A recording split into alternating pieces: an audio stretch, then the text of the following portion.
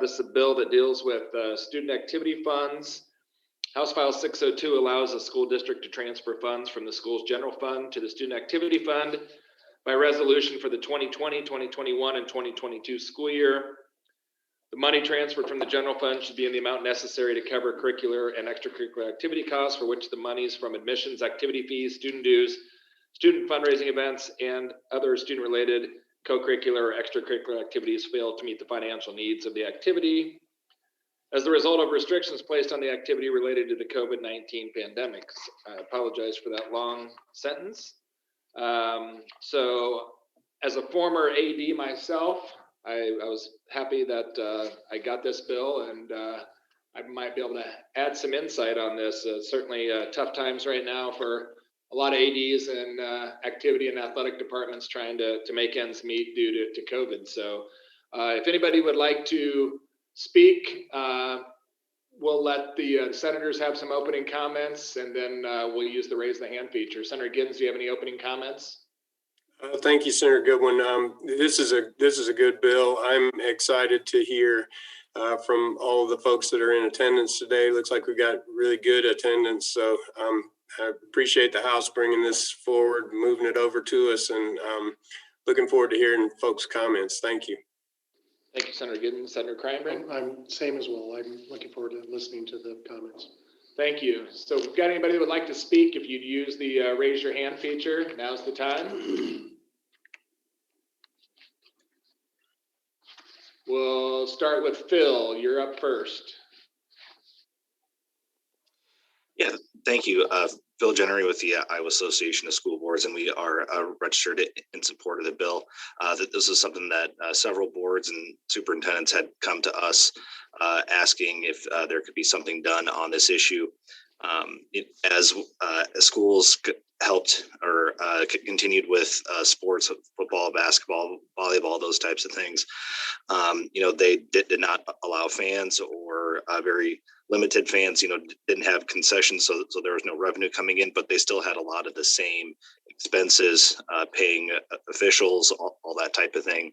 And so several superintendents and boards had mentioned that this was a big issue and that there was a big shortage in their student activity fund. So happy to see this bill come forward, and we're again in support and hope that it moves forward. Thank you. Thanks, Phil. Margaret, you're up next. Hi, can you hear me? Yes. Excellent. Thank you for the opportunity, Senators. I'll speak on behalf of the Urban Education Network today and let Dave talk to you about RSAI.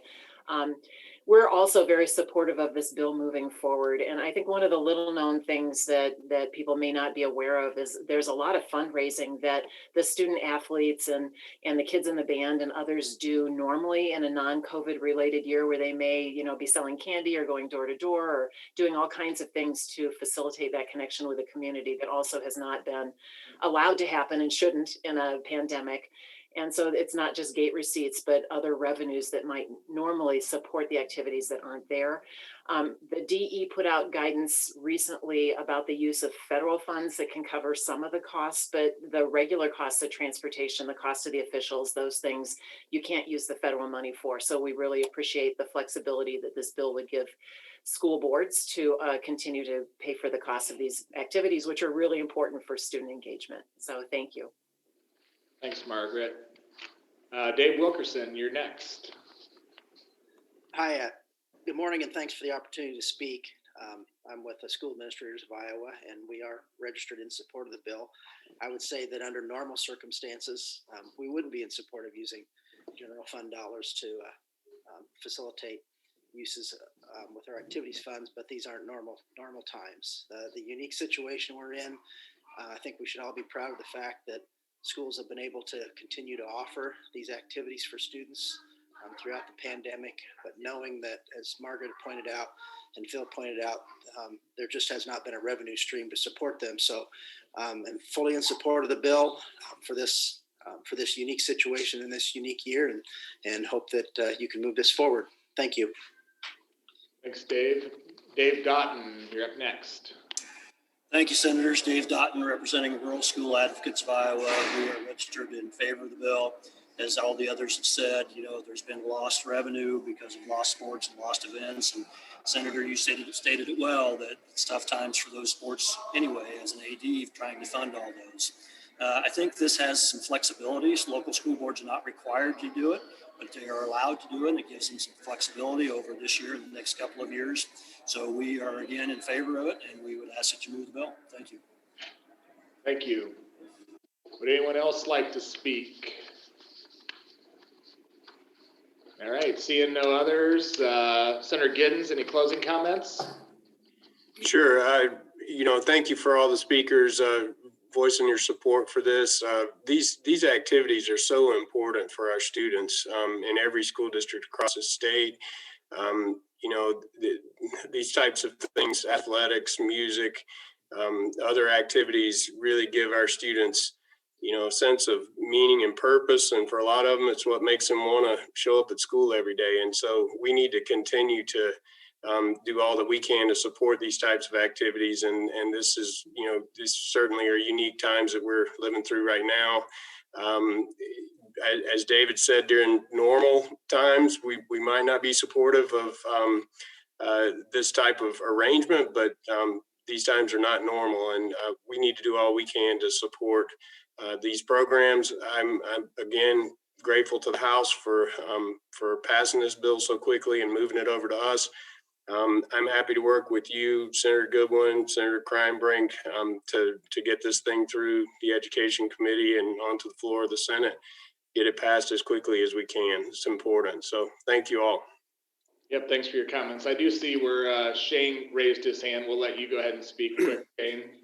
Thank you. My name is Shane Ehresman. I'm the superintendent at Lynnville, Sully, and I am in the support of this. I've reached out to a couple of the legislators and to talk within our conference. Most of our conferences are running their co-curricular fund in the negative. The way that fund generates money is through ticket gate receipts. That's pretty much the only way that we're able to fund equipment, and also the major expense is paying officials. I calculated how much officials are costing this year. It's $19,000 for our school district. When I took a look at how much we brought in for basketball, which is one of our biggest receipts, we're down $4,200 in basketball ticket gate from the year before. I haven't even calculated football or volleyball or many of the others. So when we bring in officials, our average officials cost $345 for a night of varsity basketball. This year, our average gate was $382. So we barely paid for the officials, whereas last year during basketball, our average gate was $842. So you can see that we've taken a huge hit just with basketball, barely even be able to pay officials. And I haven't even discussed how football and basketball help support many of the other sports and activities. So I support this bill and this initiative on a one-year basis only. Thanks, Shane. Senator Kraayenbrink. Yeah, well, thank you. Being an old basketball official, it was $50, I think, per official, and we only had to have two of them when I was refereeing. And I remember throwing the ball to half court during the girls' games. So that shows you how long ago I officiated, and I would pay maybe $75 for good basketball officials. So I'm sure all of your officials are good. But no, I agree. I think as long as there's that ability, to limit the amount of years, I know we're putting something in precedent here that I know as far as school board members and administrators and as well as athletic directors, you don't want to lean on this, too hard for too long and get back to normal where your receipts will cover and they're able to fundraise and concessions open up again. I think we're going to see things, get back to where it was before. So I'm in favor of it, and I will be signing it to move it forward.